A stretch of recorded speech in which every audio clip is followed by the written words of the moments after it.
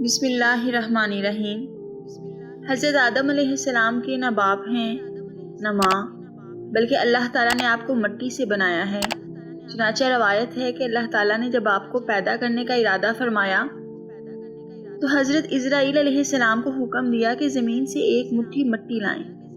اللہ تعالیٰ کے حکم کے مطابق حضرت اسرائیل علیہ السلام نے آسمان سے اتر کر زمین سے ایک مٹھی مٹی اٹھائی تو پوری روئے زمین کی ایک اوپر کی پرت چھلکے کی مانند اتر کر آپ کی مٹھی میں آ گئی۔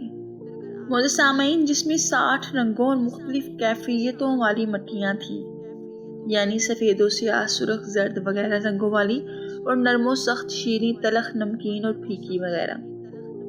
پھر اس مٹی کو مختلف پانیوں سے گوندنے کا حکم فرمایا، چنانچہ ایک مدت کے بعد یہ چپکنے والی بن گئی۔ پھر ایک مدت تک وہ گوندی گئی تو کیچڑ کی طرح بدبودار گارا بن گئی۔ پھر یہ خشک ہو کر کھنکھناتی ہوئی اور بجتی ہوئی مٹی بن گئی۔ پھر اس مٹی سے حضرت آدم علیہ السلام کا پتلا بنا کر جنت کے دروازے پہ رکھ دیا گیا، جس کو دیکھ کر فرشتوں کی جماعت تعجب کرتی تھی، کیونکہ فرشتوں نے ایسی شکل و صورت کی کوئی مخلوق کبھی دیکھی ہی نہیں تھی۔ پھر اللہ تعالیٰ نے اس پتلے میں روح کو داخل ہونے کا حکم فرمایا، چنانچہ روح داخل ہو کر آپ کے نتنوں میں پہنچی تو آپ کو چھینک آئی۔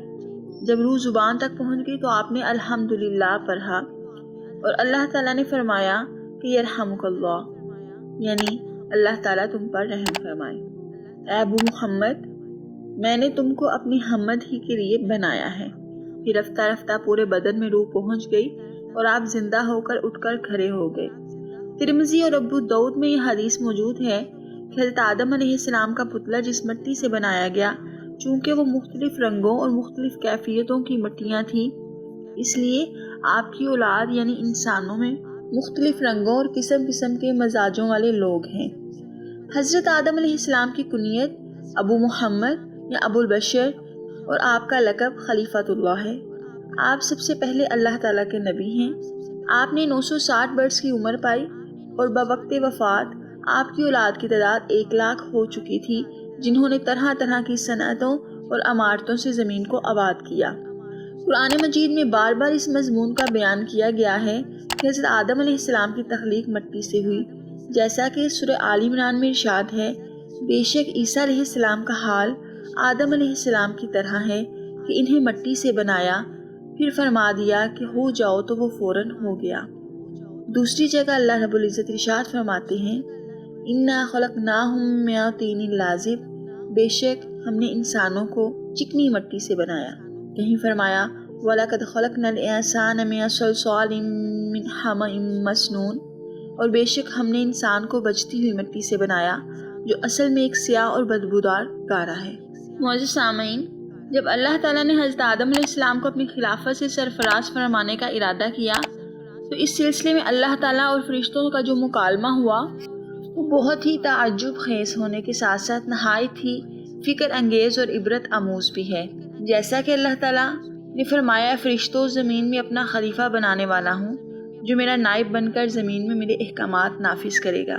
جس پر ملائکہ نے عرض کی، اے اللہ تعالیٰ، کہ تو زمین میں ایسے شخص کو اپنی خلافت و نیابت کے شرف سے سرفراز فرمائے گا جو زمین میں فساد برپا کرے گا اور قتل و غارت گیری سے خون ریزی کا بازار گرم کرے گا۔ اے اللہ تعالیٰ، اس شخص سے زیادہ تیری خلافت کے حقدار تو ہم ملائکہ کی جماعت ہے، کیونکہ ہم ملائکہ نہ زمین میں فساد پھیلائیں گے نہ خون ریزی کریں گے، بلکہ ہم تیری حمد و ثنا کے ساتھ تیری سبوحیت کا اعلان اور تیری قدوسیت اور پاکی بیان کرتے رہیں گے، اور تیری تسبیح و تقدیس سے ہر لحظہ ہر آن رطب اللسان رہتے ہیں۔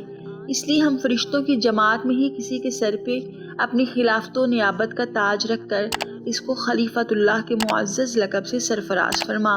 اللہ تعالیٰ نے فرمایا، ہے فرشتوں، آدم علیہ السلام کو خلیفہ بنانے میں جو حکمتیں اور مصلحتیں ہیں ان کو میں ہی جانتا ہوں اور مصلحتوں کو نہیں جانتے۔ فرشتے باری تعالیٰ کے اس ارشاد کو سن کر اگرچہ خاموش ہو گئے، لیکن انہوں نے اپنے دل میں یہ خیال چھپائے رکھا کہ اللہ تعالیٰ خواہ کسی کو بھی اپنا خلیفہ بنا دے، مگر وہ فضل و کمال میں ہم فرشتوں سے بڑھ کر نہ ہوگا، کیونکہ ہم ملائکہ فضیلت کی جس منزل پر ہیں وہاں تک کسی مخلوق کی رسائی نہیں ہو سکتی۔ اس لیے فضیلت کے تاجدار بہرحال فرشتوں کی جماعت ہی رہے گی۔ اس کے بعد اللہ تعالیٰ نے حضرت آدم علیہ السلام کو پیدا فرما کر تمام چھوٹی بڑی چیزوں کا علم عطا فرما دیا۔ اے فرشتوں، اگر تم اپنے دعوے میں سچے ہو کہ تم سے افضل کوئی دوسری مخلوق نہیں ہو سکتی تو تم تمام ان چیزوں کے نام بتاؤ جن کو میں تمہارے سامنے پیش نظر رکھتا ہوں۔ ملائکہ نے عرض کی، اے اللہ، تو ہر نقص اور ہر عیب سے پاک ہے، ہمیں تو بس اتنا ہی علم ہے جو تو نے ہمیں عطا فرما دیا۔ پھر اللہ تعالیٰ نے حضرت آدم علیہ السلام کو مخاطب فرما کر ارشاد فرمایا، اے آدم علیہ السلام، تم ان فرشتوں کو تمام چیزوں کے نام بتا دو۔ تو حضرت آدم علیہ السلام نے تمام اشیاء کے نام اور ان کی حکمتوں کا علم فرشتوں کو بتا دیا، جس کو سن کر فرشتے تعجب میں محو حیرت ہو گئے۔ اللہ تعالیٰ نے فرمایا، اے فرشتوں، میں نے تم سے یہ نہیں فرما دیا تھا کہ میں آسمانوں اور زمین کی تمام چھپی ہوئی چیزوں کو جانتا ہوں، اور تم جو اعلانیہ یہ کہتے تھے کہ آدم علیہ السلام فساد برپا کریں گے، اس کو بھی میں جانتا ہوں، اور تم جو خیالات اپنے دلوں میں چھپائے ہوئے تھے کہ کوئی مخلوق تم سے بڑھ کر افضل نہیں پیدا ہوگی، میں تمہارے دلوں میں چھپے ہوئے ان خیالات کو بھی جانتا ہوں۔ پھر آدم علیہ السلام کے فضل و کمال کے اظہار و اعلان کے لیے اور فرشتوں سے ان کی عظمت و فضیلت کا اعتراف کرانے کے لیے اللہ تعالیٰ نے سب فرشتوں کو حکم دیا کہ تم حضرت آدم علیہ السلام کو سجدہ کرو۔ چنانچہ سب فرشتوں نے حضرت آدم علیہ السلام کو سجدہ کیا، سوائے ابلیس مردود کے کہ اس نے سجدہ کرنے سے انکار کر دیا، تکبر کیا تو کافر ہو کر مردود بارگاہ ہو گیا۔ جیسا کہ اللہ رب العزت نے قرآن پاک میں ارشاد فرمایا، اور یاد کرو جبکہ تمہارے رب نے فرشتوں سے فرمایا کہ میں زمین پر ایک خلیفہ بنانے والا ہوں، تو فرشتوں نے کہا، اے اللہ تعالیٰ، کہ تم زمین میں ایسے کو بنائے گا جو زمین پر فساد برپا کرے گا اور خون ریزی کرے گا؟ اور ہمارا حال یہ ہے کہ ہم تو تیری حمد، تیری تسبیح کرتے ہیں، تیری پاکی بیان کرتے ہیں۔ تو اللہ تعالیٰ نے فرمایا، میں جو کچھ جانتا ہوں تم ان باتوں کا علم نہیں رکھتے۔ اور اللہ تعالیٰ حضرت آدم علیہ السلام کو تمام چیزوں کے نام بتا دیے، پھر ان چیزوں کو فرشتوں کے روبرو پیش کر کے فرمایا، اے فرشتوں، اگر تم اپنے اس دعوے میں سچے ہو تو ان چیزوں کے نام بتاؤ۔ تو فرشتوں نے عرض کیا، اللہ، تو تمام عیوب و نقائص سے پاک ہے، ہمیں تو بس اتنا ہی علم ہے جتنا تو نے ہمیں عطا کیا، بلا شبہ تو علم و حکمت والا ہے۔ اللہ تعالیٰ نے فرمایا، اے آدم، تم ان فرشتوں کو ان چیزوں کے نام بتا دو۔ تو حضرت آدم علیہ السلام نے ان فرشتوں کو ان چیزوں کے نام بتا دیے۔ تو اس وقت اللہ تعالیٰ نے فرشتوں سے فرمایا کہ میں نے تم سے یہ نہیں فرما دیا تھا کہ میں آسمانوں اور زمینوں کی تمام چھپی ہوئی باتوں کو جانتا ہوں؟ اور یاد کرو جب ہم نے فرشتوں سے کہا کہ تم سب حضرت آدم علیہ السلام کو سجدہ کرو تو سب نے سجدہ کیا سوائے ابلیس کے، اس نے انکار کیا اور تکبر کیا اور کفار میں سے ہو گیا۔ معزز سامعین، اللہ تعالیٰ کی شان فعال لما یرید ہے، یعنی وہ جو چاہتا ہے کرتا ہے، نہ کوئی اس کے ارادے میں دخل انداز ہو سکتا ہے، نہ کسی کی مجال ہے کہ اس کے کسی کام میں چون و چرا کرے۔ مگر اس کے باوجود حضرت آدم علیہ السلام کی تخلیق، خلافت کے بارے میں اللہ تعالیٰ نے ملائکہ کی جماعت سے مشورہ فرمایا۔ ان میں یہ ہدایت کا سبق ہے کہ اللہ تعالیٰ یہ سب سے زیادہ علم و قدرت والا ہے اور فاعل مختار ہے۔ فرشتوں نے حضرت آدم علیہ السلام کے بارے میں یہ کہا کہ وہ فسادی اور خون ریز ہیں، لہٰذا ان کو خلافت اہلیہ سے سرفراز کرنے سے بہتر ہے کہ ہم فرشتوں کی خلافت کا شرف بخشا جائے، کیونکہ ہم ملائکہ تیری تسبیح بیان کرتے ہیں، تیری حمد و ثنا کرتے ہیں، لہٰذا ہم ملائکہ حضرت آدم علیہ السلام سے زیادہ خلافت کے حقدار ہیں۔ معزز سامعین، تو یہاں یہ سوال پیدا ہوتا ہے کہ ابلیس کون تھا جس نے تکبر کیا اور اللہ تعالیٰ کی بارگاہ میں مردود قرار دیا گیا؟ معزز سامعین، ابلیس جس کو شیطان کہا جاتا ہے، یہ فرشتہ نہیں تھا بلکہ جن تھا جو آگ سے پیدا ہوا تھا، لیکن یہ فرشتوں کے ساتھ ملا جلا رہتا تھا اور دربار خداوندی میں بہت مقرب اور بڑے بڑے درجات اور مراتب سے سرفراز تھا۔ حضرت کعب احبار رضی اللہ تعالی عنہ کا بیان ہے کہ ابلیس 40,000 برس تک جنت کا خزانچی رہا، 80,000 برس تک ملائکہ کا ساتھی رہا اور 20,000 برس تک ملائکہ کو واعظ و نصیحت کرتا رہا اور 30,000 برس تک مقربین کا سردار رہا، 1,000 برس تک روحانین کی سرداری کے منصب پر رہا اور 14,000 برس تک عرش کا طواف کرتا رہا۔ پہلے آسمان میں اس کا نام عابد، دوسرے پہ زاہد، تیسرے آسمان پہ عارف، چوتھے پہ ولی اور 5ویں آسمان پہ تقی، 6 آسمان پہ خازن اور 7ویں آسمان پہ عزازیل تھا۔